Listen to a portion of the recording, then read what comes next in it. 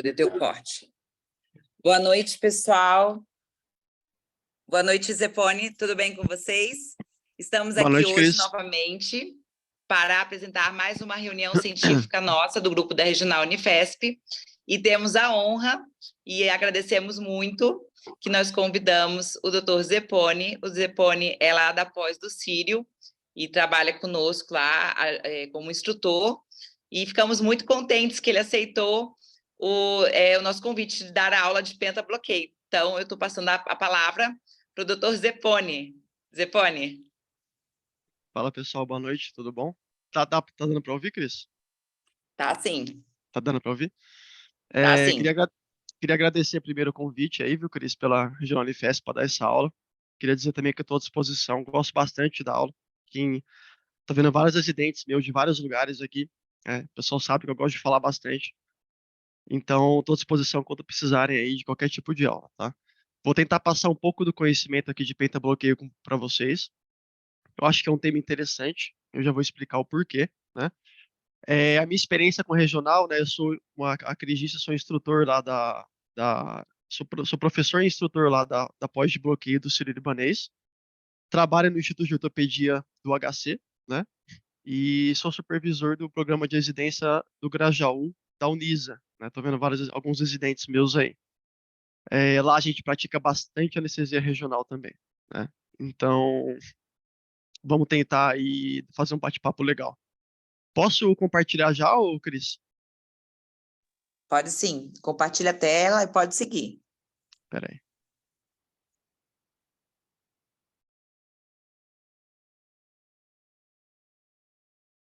Deixa eu só minimizar isso aqui. Tá aparecendo. Espera aí. Nossa, eu tô tirando um negócio da minha frente aqui. Pronto. Então, essa aula vai ser de pentabloqueio, obviamente, né? A gente está numa aula de regional, né? Então vai ser guiado por ultrassom, né? Não vou falar, nem vou comentar sobre as técnicas anatômicas, tá? A gente já graças a Deus, a gente já passou dessa fase. Mas eu queria abrir a aula, né?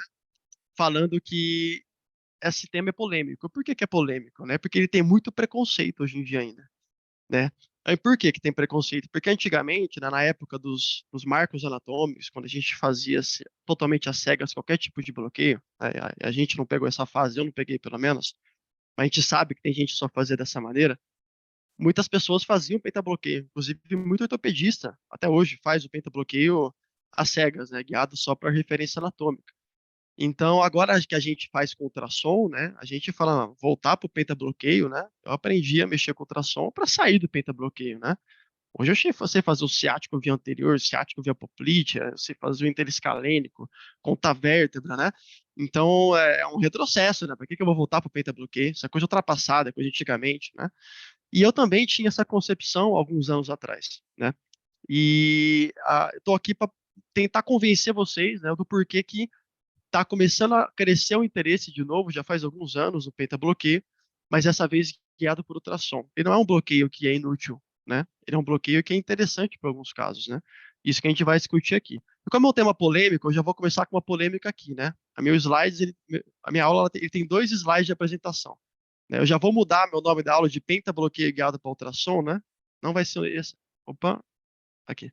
Não vai ser essa aula. Na verdade, eu vou mudar o nome para bloqueios distais ao nível do tornozelo. Por que que eu acho que esse nome é muito mais interessante, né? Porque se a gente fala pentabloqueio, pentabloqueio, pentabloqueio, a gente pensa o quê? Que toda vez que eu for fazer um bloqueio distal, né, pro pé, eu tenho que fazer os 5, né? E não é assim que funciona. Porque antigamente eles faziam isso, né? Bloqueava os 5 lá, fazia. É igual o scalp block do tornozelo, né? Mesmo que eu não souber o que eu tô fazendo, se eu fizer uma roda de anestésico local lá no subcutâneo inteiro, né, dando a volta inteira, eu pego tudo, né? Então não é isso que a gente vai fazer. A gente vai começar agora a raciocinar, a pensar, né? E fazer exatamente aquilo que eu preciso, né? É igual bloqueio distal de mão. Eu faço muito bloqueio distal de mão, muito mesmo, né? Quem trabalha comigo que tá aí sabe. E quando eu vou com o residente falar, perguntar para ele, né? Qual o bloqueio distal que a gente vai fazer aqui? Oi? É. Qual bloqueio distal que a gente vai fazer aqui, né? Ele fala, vamos fazer os 3 para garantir. Eu falo, não é assim, vamos fazer os 3 para garantir. Claro que vai dar certo fazer os 3, mas vamos começar a pensar para tentar selecionar o mínimo possível, para fazer aquele bloqueio mais certeiro, né? Eu acho que a anestesia regional está caminhando muito para esse lado, né? Bloquear aquilo que eu preciso, tá? Então, é disso aqui que a gente vai falar. Esse slide eu tenho em toda a aula minha, né? Toda vez que eu vou dar uma aula, não importa o lugar, eu coloco esse slide. Parece que é uma conversinha para tentar enrolar, para tentar fazer uma coisa bonita, mas na verdade é muito real isso, né? Toda vez que eu vou fazer um bloqueio, primeiro eu tenho que examinar o paciente, eu tenho que conversar com o cirurgião para saber o que ele vai fazer, né? Então, por exemplo, a anestesia de tornozelo, às vezes ele abre só no lado medial, mas passa um parafuso que chama transcindesmal, que vai perfura um maléolo e vai parar no outro maléolo. Às vezes ele vai fazer uma incisão diferente que eu estou acostumado, às vezes ele vai querer que o paciente mobilize, às vezes ele vai querer que o paciente mobilize. Sempre tem que conversar com o cirurgião. Antes de decidir o bloqueio, a primeira coisa que eu faço é conversar com o cirurgião, tá? Se você não criar esse hábito, você vai começar a errar muito em anestesia regional, tá? Conhecimento anatômico... Oi? Fica isso? Ah, beleza. Então, conhecimento anatômico, obviamente a gente tem que saber. E por que que tem que saber do pós-operatório? Como assim eu tenho que saber do pós-operatório do paciente? Tem que saber. Porque se esse paciente ele for mobilizar, ou se na verdade o cirurgião quer que ele fique imobilizado, vai mudar completamente o que eu faço. Isso para qualquer cirurgia de anestesia regional, não só para essa que a gente vai comentar. Então, tem cirurgia que o cirurgião vai falar: não, eu quero que ele saia da RPA e bote o pé no chão e saia andando. Ou ande hoje à noite, né? E vai ter cirurgia que ele vai pegar e falar: não, eu não quero que ele mexa, porque se ele mexer vai estragar a minha cirurgia. Isso muda completamente o meu plano anestésico, tá? Só depois de tudo isso, aí eu vou escolher o que eu vou fazer. Então aqui eu vou usar até um caso que a Cris fez a chamada, né? Por que usar os bloqueios distais, né? Imagine se, por exemplo, se eu fosse anestesiar para o Neymar. Coloquei a suposição aqui, a fratura do quinto metatarso dele. Que tipo de anestesia você ia fazer? Você ia querer que a analgesia desse paciente durasse bastante? Seria importante? Ou se daqui 6 horas ele tivesse dor, já seria o suficiente? Esse paciente, você acha que ele vai tentar ao máximo a reabilitação precoce de tudo quanto é jeito? Ou você acha que ele vai ficar paradão na cama imobilizado, né? O que você faria para esse tipo de caso? Vou dar um...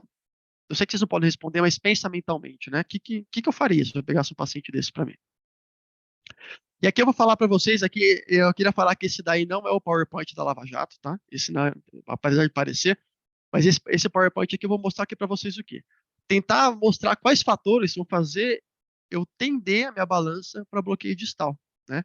Porque é óbvio que eu estou aqui para defender o pentabloqueio, mas não é que pentabloqueio para tudo também não, né?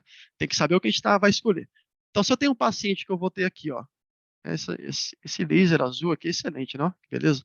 Esse paciente aqui, ele vai ter uma mobilização com carga precoce? Por que eu coloquei com carga? Porque uma coisa é o cara tá no leito e mexer na perna, é diferente, não pode pisar no chão, porque o cirurgião não deixa. E o outro é o paciente que fala: não, ele tem que pisar no chão, ele tem que ter carga, né? O bloqueio distal, ele vai ganhar muita força quando o paciente tiver que andar, deambular mesmo, botar o pé no chão, né? Não de, não de muleta, com o pé levado acima do solo, né? Aqui ele vai ganhar força, né? Uma cirurgia com menor potencial álgico, né? Então, como assim uma cirurgia com menor potencial álgico? No pentabloqueio, os bloqueios distais, na verdade, até eu tô caindo no meu erro aqui. Os bloqueios distais, eles ganham força quando são cirurgias pequenas, cirurgias menores, cirurgias em que não vai mexer muito no pé, que não vai doer tanto, porque se eu for pegar uma cirurgia altamente complexa, altamente dolorosa, que vai mexer em um monte de lugar, provavelmente esse paciente, provavelmente não, com certeza esse paciente vai ficar imobilizado por 3 semanas, com RoboFoot, né? Esse paciente é melhor você fazer logo um bloqueio do ciático dele, né? E cirurgias bilaterais, né? Porque imagina, eu bloquear o ciático e ver o cara ficar com o pé caído dos dois lados, né? É complicado, né? Então, às vezes, o paciente vai fazer cirurgias pequenas dos dois pés, né? Uma joanete bilateral, por exemplo, né? E não dá para deixar o cara com os dois pés caídos, ele vai ficar na cama, né? Então, aqui começa a ganhar força também para o bloqueio distal. Então, aqui quais são as vantagens, né? Por que eu coloquei em relação ao ciático, né? Porque o nosso principal concorrente aqui é o ciático, né? O ciático, a gente vai ver que no pé, né, tem um ramo do femoral que é o safena. Todos os outros 4 ramos, né, são todos o ciático, todos. Então, se tem algum bloqueio que vai concorrer com o meu pentabloqueio ou com meus bloqueios distais, se for fazer seletivo, é o ciático, né? Então, comparado com ele, né, eu consigo o quê? Usar uma solução anestésica mais concentrada. Como assim consigo usar uma solução anestésica mais concentrada?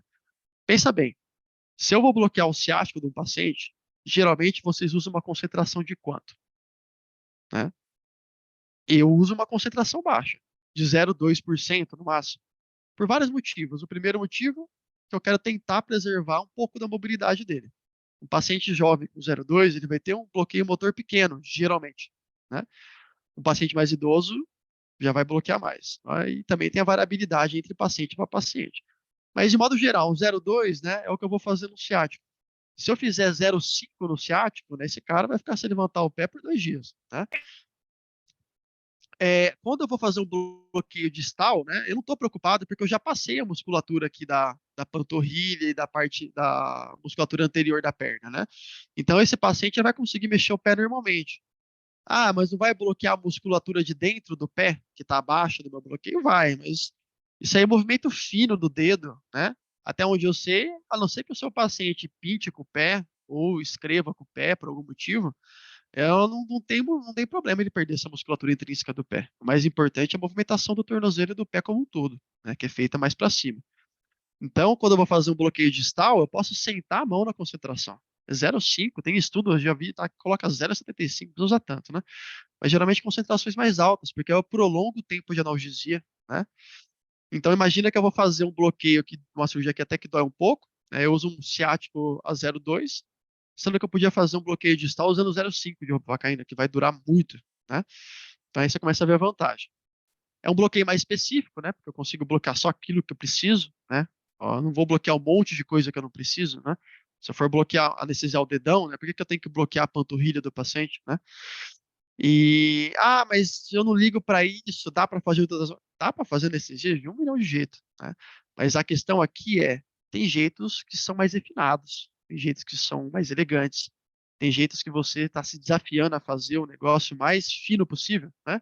É aqui que a gente começa a fazer esse tipo de bloqueio. Ele favorece a deambulação, isso sem dúvida, né? O ciático pode deixar o pé caído, fica difícil de andar nessa situação. Quando que eu vou utilizar? Geralmente eu coloco tudo isso daqui que eu estou colocando, eu coloco no final. Mas aqui eu estou tendo que convencer vocês a usar o peito-bloqueio, né? Ou bloqueio. Olha, toda hora falta o peito-bloqueio. Os bloqueios distais de tornozelo. Então, para convencer vocês, eu vou mostrar antes o que eu posso usar, né? A cirurgia de Joanette, eu não vou entrar em muitos detalhes, porque lá no último slide a gente vai trocar uma ideia, bater um papo sobre ela, que eu acho que é um tema bem interessante de discutir. Polidactilia, né? Que até a Cris tinha colocado o caso da Cicarelli aí, que a Jovem Pan falou que tinha 6 dedos, mas na verdade não tinha. Foi só uma piada que fizeram com ela. Mas e se tivesse, né? 6 dedos, né? Como é que faz? Eu vou arrancar um dedinho do meu paciente aqui ou eu vou deixar o cara com a perna inteira bloqueada, né?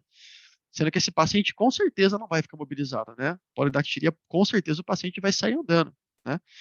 Então, e outra, se eu usar como técnica anestésica principal, eu não posso usar só em conjunto com uma hack, em conjunto com uma geral. Eu posso fazer, e eu faço muito, não para todos os pacientes, mas eu faço muito. Eu faço bloqueio distal do pé com sedação. Vira quase uma endoscopia se você fizer uma sedação leve, né? O paciente é da RPA para casa, né? Não precisa, não fez hack, não fez geral, né? Não sei que você tem depende da mão que você tem com sedação, né? Que tem gente que eu sei que é 50 de quieta, 10 de vida para todo mundo, né? Aí talvez você ficar um pouco mais no hospital. Debridamento, né? Esses pés diabéticos, né? É interessante você manter a sensibilidade na perna desse paciente, né? Ele já não sente direito, ele já machuca porque não sente direito. Esse é um paciente que pode acabar tentando deambular, né? Então é importante para você tentar manter o máximo de sensibilidade desse paciente para ele não fazer uma nova lesão, né? E fraturas no geral, né? Fratura do quinto dedo, fratura do metatarso, de falange distal, que é só uma passagem de fio, cirurgia dermatológica, uma vez eu fiz uma retirada de um câncer de pele no pé. Esse tipo de cirurgia é perfeito para fazer um pentabloqueio, uma drenagem de abscesso, né? É, tudo isso eu vou começar a pensar nos meus bloqueios distais. E por que que eu vou usar ultrassom? Eu espero que eu tenha convencido vocês de usar bloqueio distal, né? Ou tentar utilizar. Por que que eu vou usar ultrassom, né? Acredito que deva ter alguém aí, pode ser que tenha alguém assistindo a aula que faz pentabloqueio sem ultrassom e se dá muito bem com isso, né? Então por que que eu vou usar ultrassom? Esse aqui é um estudo interessante do Kim Jin-shin, né? E o Vincent Chan participou também, 2 nomes fortíssimos aí na CZ regional, pegou uns 650 pacientes nos últimos 6 anos, né? E comparou ultrassom, pentabloqueio ultrassom, com referência anatômica, né?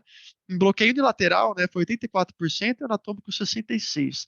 A hora que você ia para bilateral, né, o sucesso do ultrassom continuou 84%, a anatômica caiu para 57%. Além disso, consumo de opioide, necessidade de conversão para outro tipo de cirurgia, dor no pós-operatório, tudo isso daí o ultrassom deu um pau no anatômico, né? Então, usem ultrassom, né? Estamos com esse aparelho para isso. Então, aqui eu vou falar a inervação do pé, né? Nossa, estamos falando de uma aula de bloqueio com ultrassom, até hoje, até agora não vi uma imagem com ultrassom, né? Calma que ela vai chegar, né? Mas tem que falar o principal, não é nem isso. A parte de ultrassom é fácil, vocês vão ver, tá? Então, a inervação do pé, eu fiz uma técnica que eu aprendi com a minha professora da pré-escola, que chama técnica da canetinha colorida. Então, para facilitar, né? Quem é ramo do quê, né? De verde, ramos do femoral, de amarelo, ramos do ciático, né? Além disso, fica mais bonito, pô, na hora de olhar, vocês ficam com menos sono, tá? Então, aqui, eu tenho 5 grandes nervos no pé. O nervo safeno, o único do femoral, o resto é tudo do ciático. Nervo tibial, o nervo fibular, que aqui já vai estar dividido em fibular profundo e fibular superficial, e o nervo sural, tá? A gente vai falar um pouquinho de cada coisa.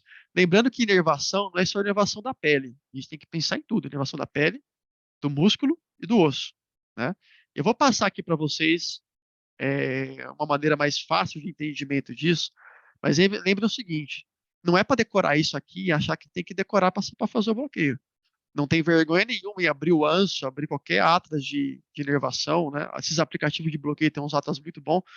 A cirurgia é isso, vai lá e olha, o que eu tenho que bloquear? Não, se eu preciso bloquear só esses 3. É melhor fazer isso do que você ficar bloqueando 5 porque você não lembra. Porque se você ficar fazendo isso toda a cirurgia, você vai lá e olha, uma hora você não vai precisar olhar mais, tá? É assim com todo mundo, foi assim comigo. Até hoje, às vezes, com cirurgia de mão, às vezes eu vou lá e abro o atlas, dá uma confusão na cabeça, mas você vai dependendo cada vez menos dele, tá? Então, aqui a inervação cutânea, né? Já é a mesma foto, né? O nervo safeno, todo mundo conhece safeno, né? Que inerva a face medial da perna. No pé, ele vai fazer a mesma coisa. Ele vai inervar a face medial do pé. Ah, e o dedão? Inerva o dedão ou não? O hálux, né? Vamos falar com termos mais bonitos. Depende. A literatura fala que 2% dos pacientes essa inervação pode chegar até a pele do hálux, tá? Mas a maioria dos pacientes não chega. Você bloqueia o safena com joanete? Eu não bloqueio, mas se você quiser garantir, não está errado em bloquear, tá? Esses 2% é 2%, né? Cara que vai falhar, o cirurgião vai ficar bravo com você. O nervo tibial grava o seguinte: vocês estão vendo aqui que tem 3 nervos aqui na face plantar do pé, ó, é tudo do tibial, né? É o, é o plantar medial, lateral e o calcâneo, é tudo do tibial, né? Nervo tibial é a planta do pé, ponto, tá? O nervo safeno, ele nerva a face medial do pé, inerva. O nervo sural, eu já coloquei eles opostos, ó, porque eles são realmente opostos em tudo. O nervo safeno inerva a face medial do pé, o nervo sural inerva a face lateral do pé. Região de transição é uma bagunça, então aqui na planta do pé, pode ter um pouquinho de inervação na face medial do safeno, e aqui na parte lateral um pouquinho de inervação do sural, pode, tá? E tem, mas o grosso mesmo é do tibial. Aí o fibular.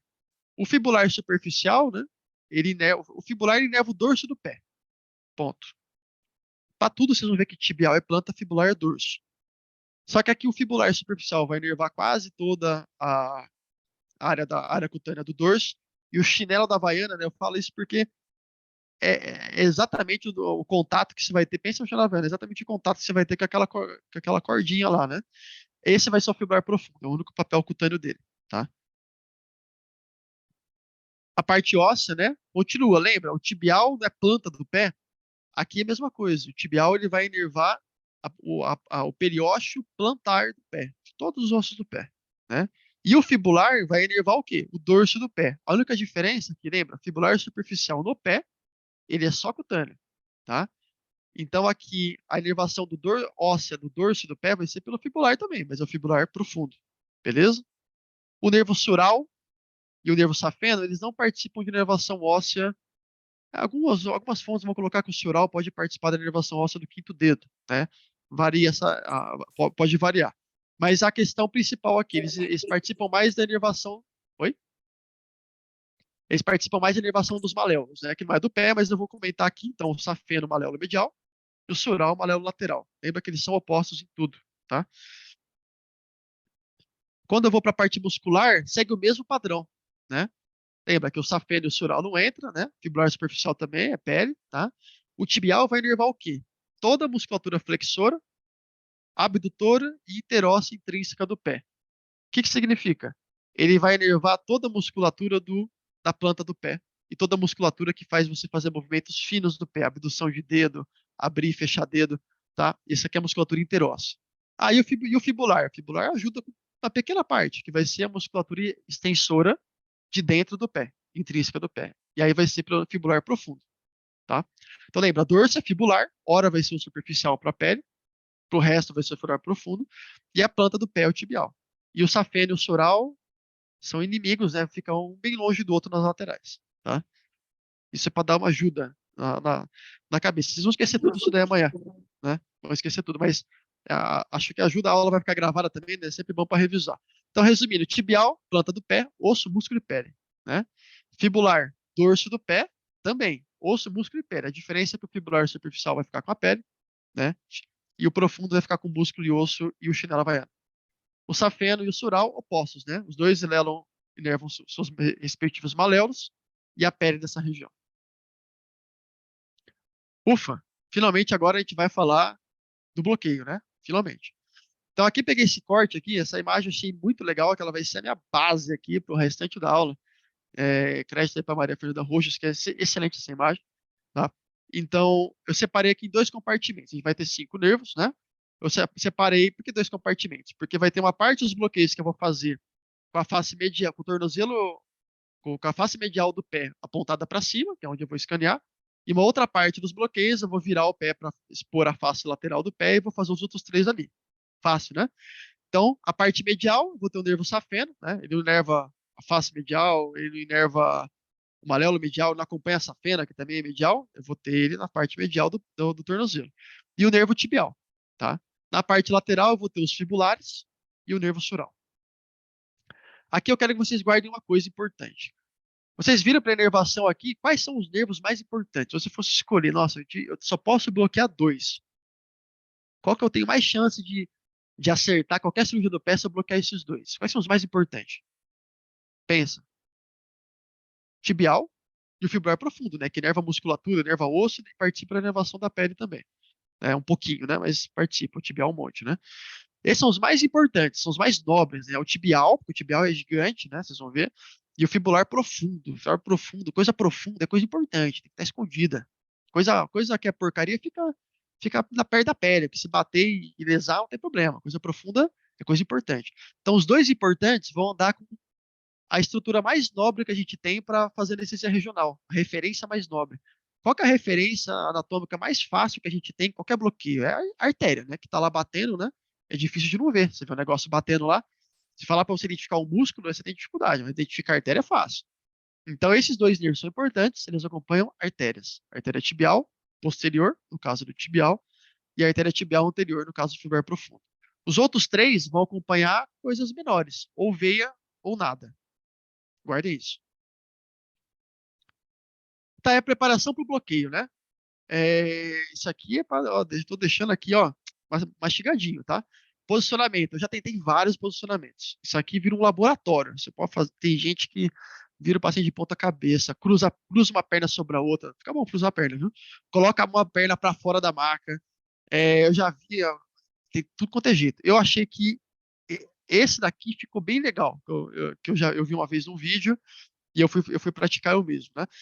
Coloca um apoio aqui na panturrilha, deixa o pé elevado, porque aí você vai lá e pede para quem está te acompanhando, o residente, o circulante, gira o pé para um lado, gira o pé para o outro, consegue colocar o probe por trás, você coloca o probe em qualquer direção aí, né? Fica muito bom. O material aqui, né, a gente vai utilizar aqui, eu recomendo a seringa de 10 ml. Vocês não vão usar só 10 ml, pode ser que usem 20, mas separa 2 seringas de 10, porque é um bloqueio muito superficial, muito qual que é a palavra? Caramba, muito delicado, essa é a palavra. Muito delicado. Não vai com a seringa de 20 lá, injetando com a palma da mão, explodindo tudo que você vê na frente. Vai com calma, vai com delicadeza, vai com elegância, né? Então aí você pode usar essa agulha cinza, eu acho muito mais fácil também, dói menos no paciente, tá? É menos desconforto. que é mais fácil de manejar do que você pegar uma agulha de 10 centímetros de bloqueio para você fazer. Mesmo a de 50 fica muito, tá?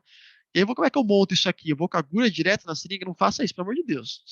Na minha frente, não faça isso. Liga um perfusor desses bombas de infusão entre um e outro, né? Conecta os dois, fica muito mais fácil. Você consegue até largar a agulha lá para você mesmo injetar. Beleza, e as doses?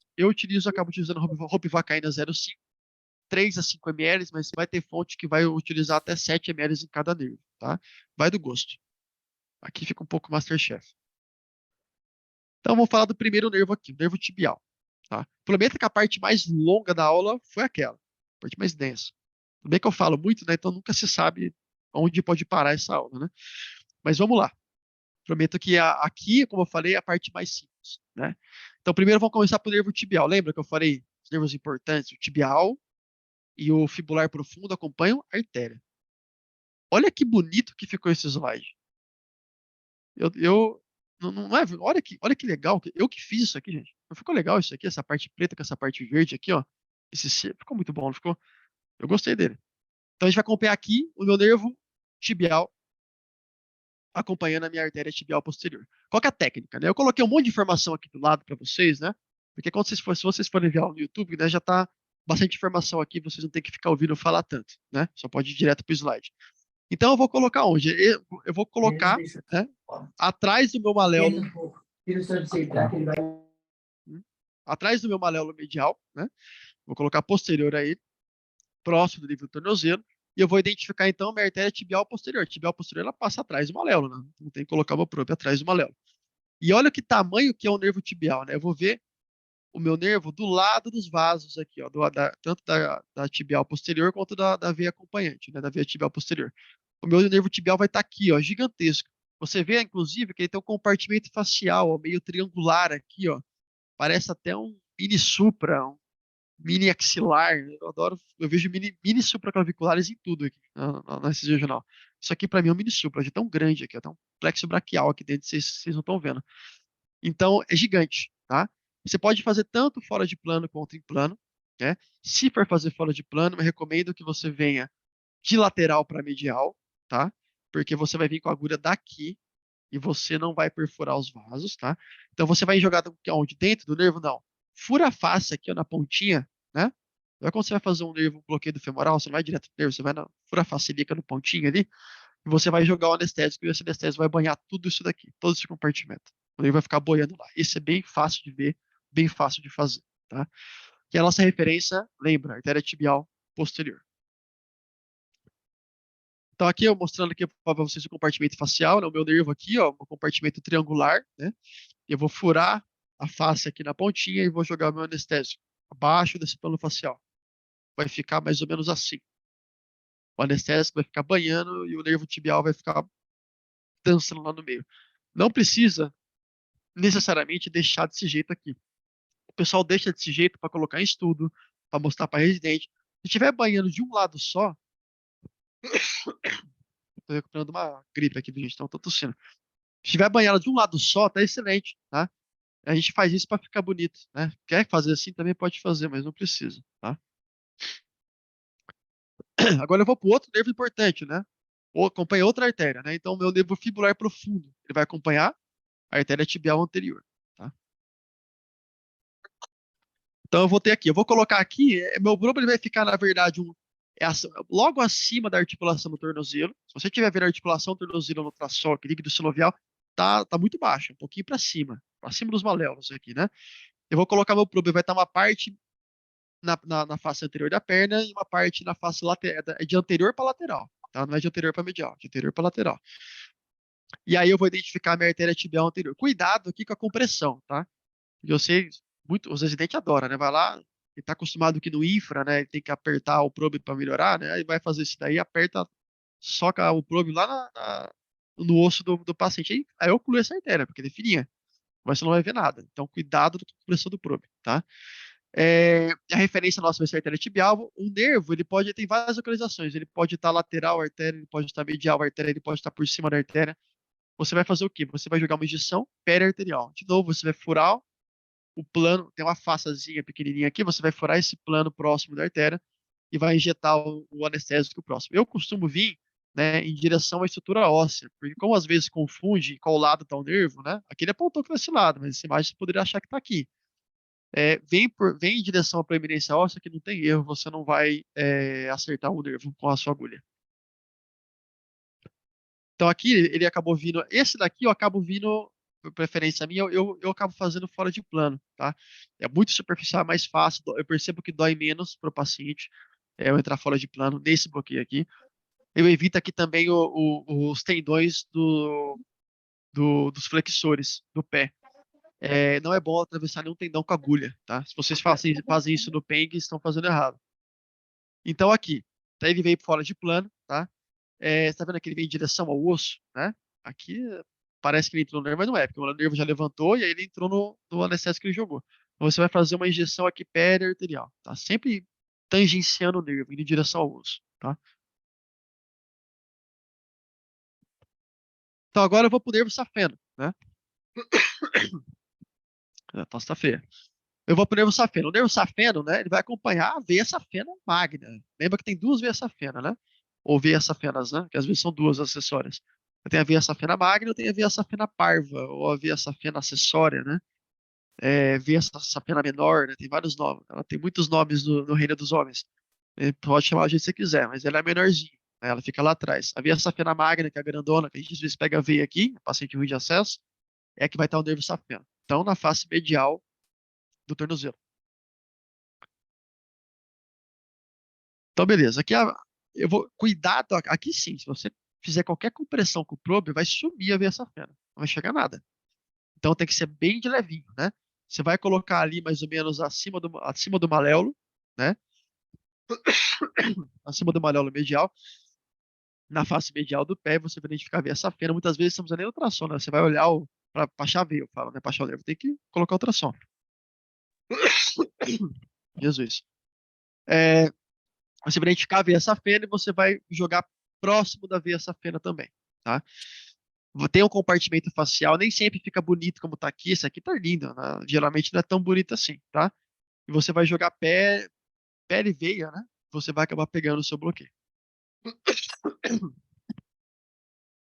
Outra coisa, uma técnica que ajuda às vezes, fazer um torniquete aqui acima da panturrilha, né? Você consegue aumentar o volume dessa veia, né? Isso ajuda bastante.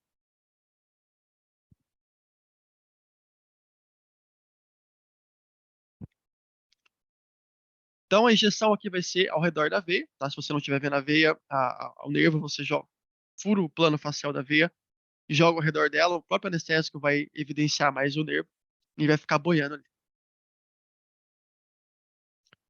Agora a gente vai para o nervo sural. O nervo sural, então, olha que legal. Ou eles acompanham as artérias, né, que são os importantes, tibial e fibrar profundo, vou falar várias vezes para vocês isso. Ou eles acompanham veias, né, as safenas, né, a safena magna, o safeno, né, e a safena acessória vai ser o nervo sural, né, você vê como o sural e o safena, eles são realmente opostos, assim, não? Eles disputam as safenas, disputam os maléolos, disputam o medial com o lateral da pele. Aqui, ó. Então, esse posicionamento aqui é bem legal. Você consegue fazer ele com aquele pezinho suspenso que eu mostrei no começo, né? Então, você vai colocar o teu probe aqui, ó. Não é exatamente posterior, que você não vai. Seu tendão, você vai pegar só o tendão de Aquiles, vai ficar tudo preto a sua imagem, né? Você vai colocar entre o tendão de Aquiles e o maléolo lateral. Exatamente assim, tá? Logo acima do maléolo, tá? E aí você vai conseguir identificar a veia safena acessória. Eu recomendo sempre passar o garrote aqui para ver essa veia. Senão ela não fica tão boa, geralmente. Diferente dessa fena magna, que geralmente está bonitona, essa aqui tem que passar o garrote, geralmente, para ela ficar bonitona para você fazer. O nervo sural vai estar ao redor da artéria, né? Geralmente ele está aqui mais próximo da fíbula, né? Mas nem sempre, às vezes ele pode estar do outro lado também, mais posterior, próximo do tendão de Aquiles. Então você joga ali peri, veia, mesma maneira. Todos eles são peri-arterial ou peri-veia, né? Mesmo que você não esteja vendo direito, você consegue fazer. Cuidado para não colocar Tem que identificar o vaso, né? Só cuidado para não enfiar dentro do nervo, tá? Cuidado com a compressão do probe. Comprimir o probe aqui, não vai ver nada, tá? Então, lembrando de novo, que esse aqui é um pouquinho mais chato, né? O agulhamento é um pouco mais chato, né?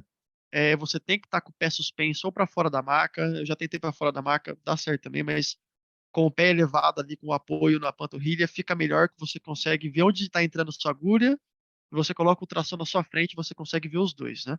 Com o pé para fora da maca, você não vê direito onde está enfiando a agulha, começa a ficar um pouco difícil, só para pessoas experientes. E vai ficar assim, né? Então aqui a veia nem tô vendo mais, né? Porque a veia já ficou, é, perdeu o anestésico aqui e o nervo sural vai ficar mais visível, tá? Então vai ter uma dispersão ao redor do compartimento facial da veia. Por último, o nervo fibular superficial. Esse é o que o pessoal mais dá confusão, mas para mim é um dos mais fáceis de fazer. Jesus, vou morrer. Então, o nervo fibular superficial não acompanha nada. Pô, mas como é que eu vou identificar se não tem nenhum vaso perto dele? Ele é fino pra caramba, né? A fíbula vai mostrar o caminho para você.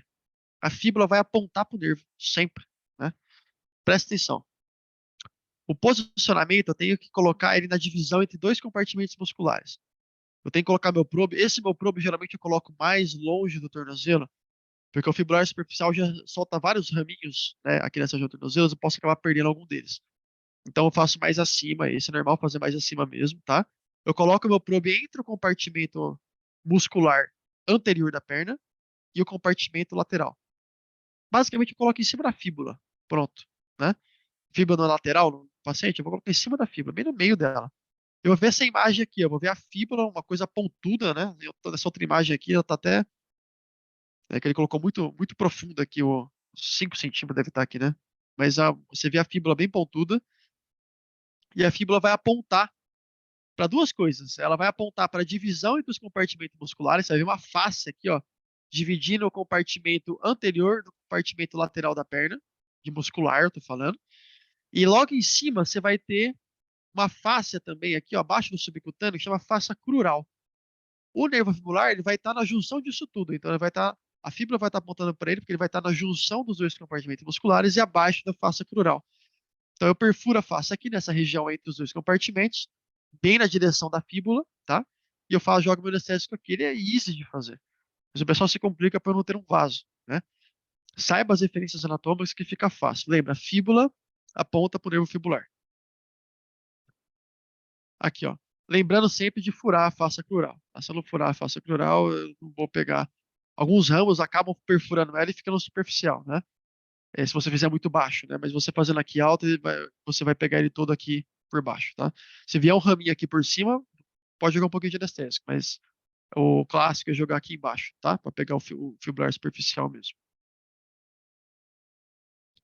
Então a dispersão aqui, né? Lembra, a fíbula aponta para o fibular superficial.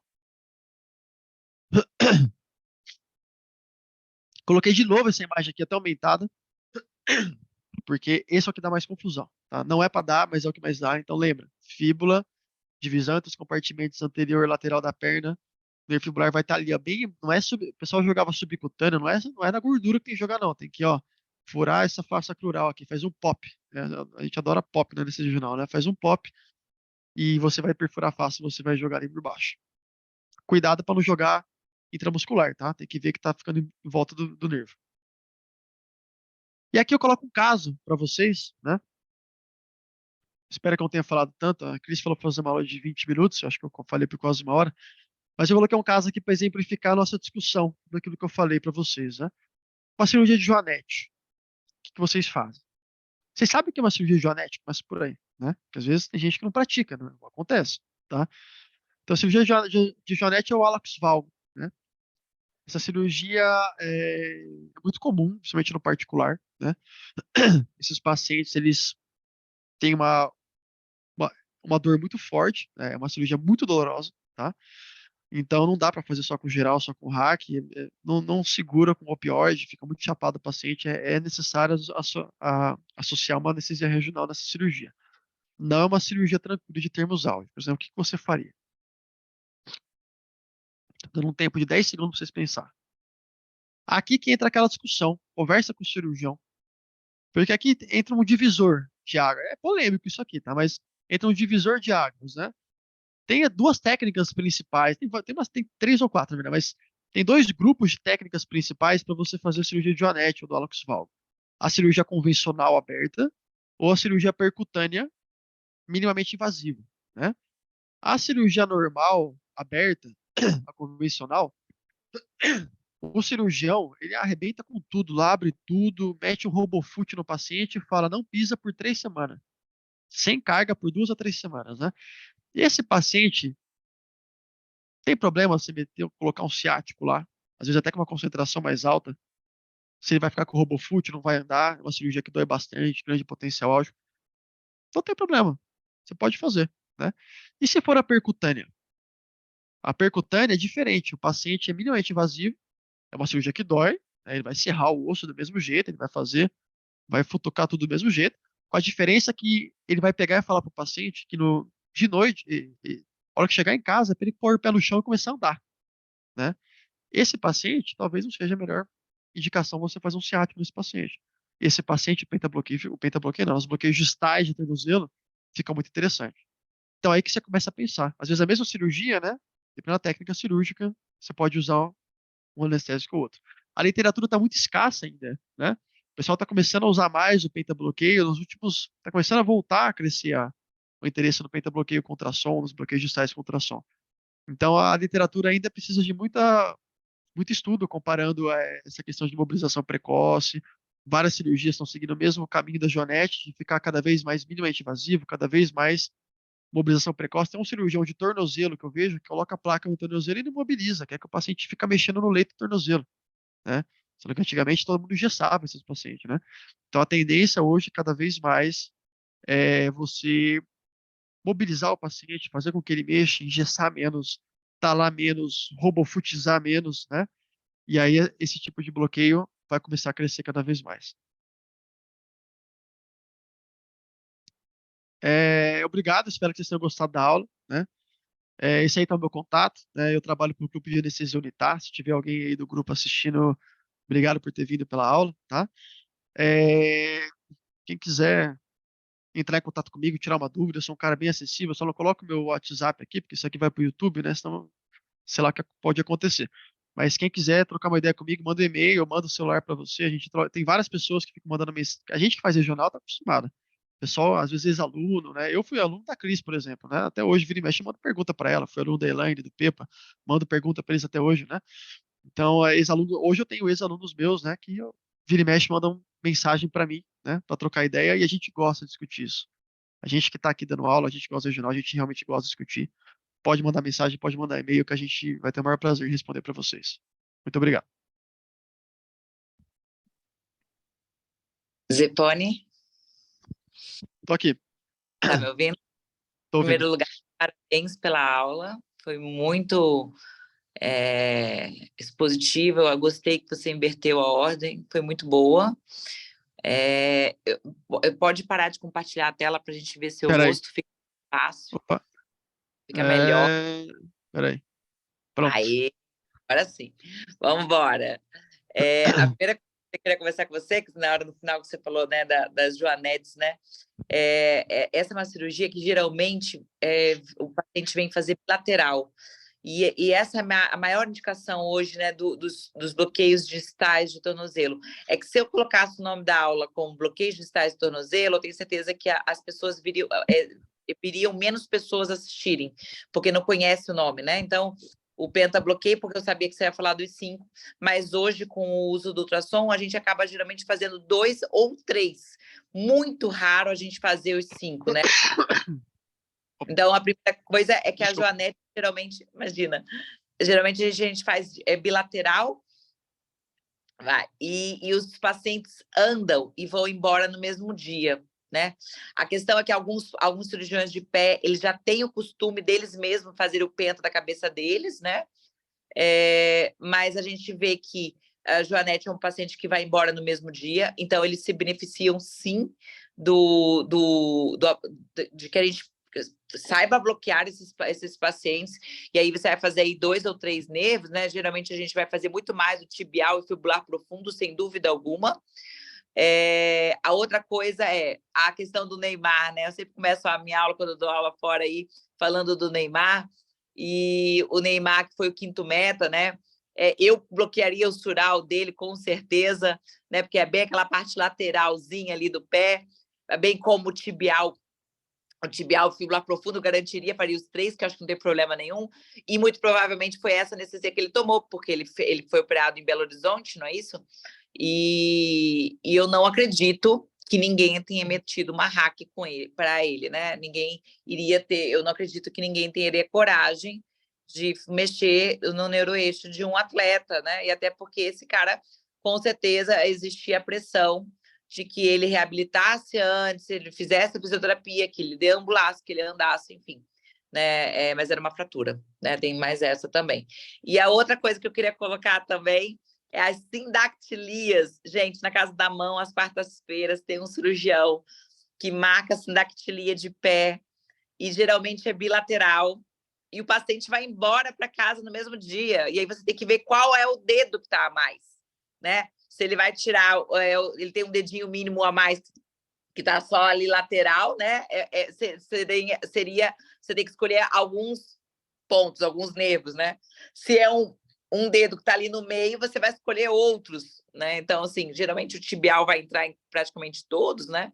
Mas a questão de a gente se condicionar a olhar o mapinha do pé, né? Então, aí, você Oi? pode? Oi, tô aqui. Tá. Não, eu concordo totalmente, Cris. Inclusive, isso aí que você comentou é sensacional. A verdadeira. Claro, você pode usar em associação com outras técnicas, mas acho que a verdadeira graça, né? A verdadeira elegância de você fazer um bloqueio distal, penta-bloqueio, né? Eu fiz só uma piadinha com esse negócio de distal, penta-bloqueio, fica tranquilo com isso. Mas se falasse de bloqueio distal, ninguém talvez nem entendesse que tipo de bloqueio que seria, né? Será que é do dedão, né? Mas É, a verdadeira graça desse tipo de bloqueio é justamente, às vezes, você usar como técnica anestésica principal, às vezes sem nem mesmo uma hack, né? Às vezes somente com uma sedação que passa, vira uma endoscopia, né? Lá no Hospital do Grajaú, eu já fiz alguns casos nesse sentido. Mas o paciente não mexe a perna, né? Você explica para ele. Você tem que conversar com o paciente. Fala, ó, você vai ficar com uma sedação bem leve, tenta não mexer a perna, não sei o quê. Você faz uma sedaçãozinha para ele com propofol, alguma coisa que passa mais rápido, né? Propofol em bomba. E esse paciente vira parecido com uma endoscopia.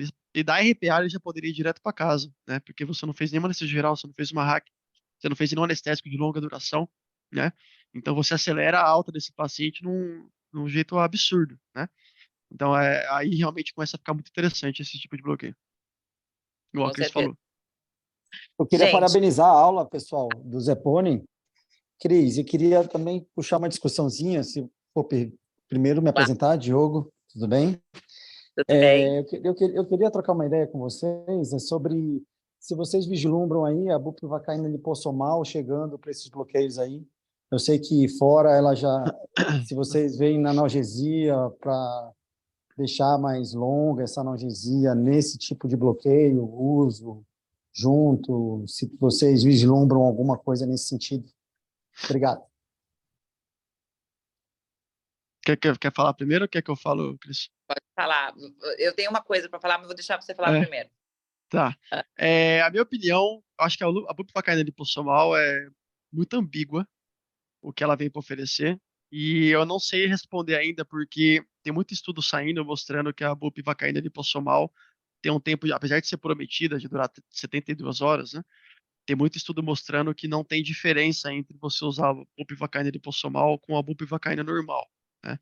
Então, a gente precisa esperar mais estudos sair, chegar no Brasil para ver realmente, vamos ver também na prática clínica, né? Vamos ver se realmente dura isso que eles falam, ou porque tá uma guerra, né? Tem muito grupo que publica que tá speaker deles, né? E tá tentando de tudo fazer emplacar isso. E tem outros grupos que não são speaker deles, estão mostrando, ó, a gente achou que seria salvação, e na verdade não tem diferença fazer HOP ou BUP lipossomal, né? Um outro ponto que eu levanto também é o preço que ela vai chegar no Brasil, que está estimado em R$ 1.200 o frasco, né? Então, acho que a gente tem que esperar essas duas coisas, né? Tanto ver estabilizar esse preço dela, né? Tá absurdo, e também ver realmente se ela faz isso que ela se propõe ou se, na verdade, ela não é exatamente isso que ela para isso que ela foi proposta, né? Ainda bem que você comentou, Zepane, porque realmente ano passado saiu um artigo numa revista de alto impacto falando que não houve diferença de tempo de duração entre a bupilisossomal e a ropivacaína, né? É uma coisa que chama muita atenção e um estudo grande numa revista de alto impacto, não sei se foi a PEN. Então, eu acho que a gente tem que olhar ainda essa bupivacaína lisossomal ainda com bastante cautela e ver se ela realmente faz o que ela promete, né? Existem muitos os estudos aí, estão contraditórios e extremamente polêmico, né? Não existe essa certeza, pelo contrário, né? Os estudos mais atuais são extremamente controversos, falando que ela tem o mesmo tempo da bupivacaína normal, ou seja, é uma briga aí de laboratórios, mas que a verdade será vista, né? Porque a gente vai saber pelos pacientes, né? E assim, eu vou falar uma coisa: lá na Casa da Mão, muitas vezes a gente não tem ropivacaína, às vezes tem, às vezes não tem. Hoje tinha, nem sempre tem ropivacaína. Quando a gente faz BUP, para esses, igual o Zepone falou, né, para esses bloqueios distais, quando a gente usa uma concentração mais alta, BUP é 0,375, a gente percebe aí pelos pacientes que eles têm uma analgesia prolongada do bloqueio, né, que chega aí quase 24 horas, eles são 18 horas, os pacientes ficam bem, né, então, assim, porque como a gente faz os bloqueios distais numa concentração até mais alta, esses bloqueios duram aí próximo a 24 horas numa bupivacaína normal, né? E a gente não tem grandes preocupações de cardiotoxicidade, neurotoxicidade, porque a gente está aí perineural, a gente faz um volume pequeno, de 3 a 5 ml. Quem já fez esses bloqueios sabe que não cabe mais que isso de volume, porque os nervos estão pequenos nessa situação. E assim, a bupivacaína normal chega mais ou menos aí a quase 18, 20 horas. Tem gente que fala que chega a 24, enfim. Alguém quer levantar mais? Cadê o colega? Perfeito, perfeito. Estou aqui ouvindo tudo. Perfeito, perfeito. Valeu, Dioguinho. Gostei de ouvir a discussão. Estou atento a esse assunto, me interessa bastante. E eu não tenho uma opinião formada, e me interessa ouvir a opinião dos colegas a respeito desse tema, porque eu também não tenho uma opinião formada, não tenho nenhum veredito a respeito da medicação, tá? Nem para um lado, nem para o outro. Na verdade, estou aí ainda querendo montar uma opinião minha, e não tenho. Tá bom? Estamos todos nessas, no meio da briga entre as empresas que fabricam catéter e a empresa que fabrica BUP. Isso, e acho que a gente, na verdade, com as drogas que a gente tem hoje e com os adjuvantes que a gente, cada um foi montando no seu arsenal Masterchef aí, a gente foi conseguindo, de repente, alcançar uma longevidade analgésica bem satisfatória. Então, não sei se realmente vai compensar essa droga, mas vamos ver. Eu queria ser surpreendido positivamente, mas eu também, não sei se vai ser o caso. Todos queremos. Alguém mais? Deixa eu ver aqui no chat. Olha, tem muitas mensagens de parabéns, Zepone, top, excelente aula, parabéns. Gente, ninguém vai fazer perguntinhas? Todo mundo quieto, ó. Todo mundo fica com vergonha. Só o Dioguinho vai fazer pergunta? Ainda bem que ele perguntou. Tô vendo aqui vários nomes conhecidos. Queria mandar um abraço aí pro pessoal de Botucatu, minha casa. Alguns colegas que moraram comigo aí, tô vendo, da República Gato Preto. Obrigado por estar aí. Colegas anestesistas hoje, né? Obrigado por comparecer aí. Alguém uma perguntinha? Gente, pode perguntar. Eu e a Cris responde. A gente é bem aberto. Fiquem tranquilos. Não se sintam... Quer mandar no chat, não quer falar por voz, não tem problema. Eu não sei se eu entrei atrasado, pessoal, né? Mas alguma condição clínica vocês colocariam como proibitivo para fazer? O paciente pode ter alguma doença clínica muito proibitiva do ponto de vista... Essa é uma pergunta interessante, porque tem alguns pacientes que eles têm, principalmente alguns pés diabéticos, pacientes que estão com o pé infectado, eles têm um edema muito grande nessa região, às vezes até alguma área que parece que está infectada nessa região. Eu acho que esse é o que eu chamo mais atenção. Eu já fui fazer alguns pés diabéticos que o paciente estava bem edemaciado do tornozelo, até em dúvida, será que não tem uma celulite associada, alguma coisa? Nesse paciente eu acho que eu não mexeria nesse tornozelo aí. Talvez eu fizesse algo mais alto. E mesmo que eu fizesse mais alto... Pacientes, esses vasculopatas com úlcera varicosa ali, aquelas coisas todas, não sei o quanto... Né, a gente sabe que... Tá. Exatamente. E lembrar que Perfeito. pernas muito edemaciadas, ou por fratura, por múltiplas fraturas, ou por infecção, né? Se for fazer o ciático lá em cima, fazer concentrações bem baixas para não mascarar uma subcompartimental, tá, gente? Cuidado com o ciático para pernas muito edemaciadas. Muito bom. Gostei, pessoal. Alguém mais vai fazer alguma pergunta? Deixa eu ver, tem uma mensagem aqui. Orgulho da República, galera aí, ó. Bom, gente, muito obrigada, Zepone, você brilhou muito, parabéns pela aula, adorei, foi na medida, entendeu? Foi ótimo, adorei. Você achou bonito aquele slide que eu falei que era bonito lá? Gostei dos seus slides. A fé no sural são opostos, eu curti. E realmente, né, o tibial e o fibular profundo é o que a gente mais bloqueia, sem dúvida alguma, não São os tem mais importantes, disparado. alguma. Achei que você foi objetivo, foi ótimo, É, adorei. é que essas piadinhas que a gente faz, eles são opostos, parece bobo, mas grava, né? Até hoje eu lembro a aula que você deu para mim do ciático transglúteo, falando entre dois ossos tem dois músculos, entre dois músculos tem um nervo. Eu nunca esqueci isso, entendeu? É uma Nunca mais coisa, faço os coisa alunos entenderem isso. eu não esqueço isso, né? Então, às vezes é isso que grava, né? É, Na cabeça. né, você esquece das estruturas, mas se você souber aonde está o nervo, que é isso que a gente precisa, né? Enfiar a agulha e fazer um Exato, milagre, não é mesmo? Ai, exatamente. muito obrigada mais uma vez, parabéns. E, pessoal, muito obrigada pela atenção, pela aula e pela audiência aí, tá bom? Espero que Beleza, Valeu, pessoal. pessoal. Obrigada, Tchau. Boa viu? noite a todos. Boa Tchau, noite. boa Tchau, noite. Valeu, tchau. Dioguinho. Valeu, Cris. Valeu, pessoal. Tchau, tchau.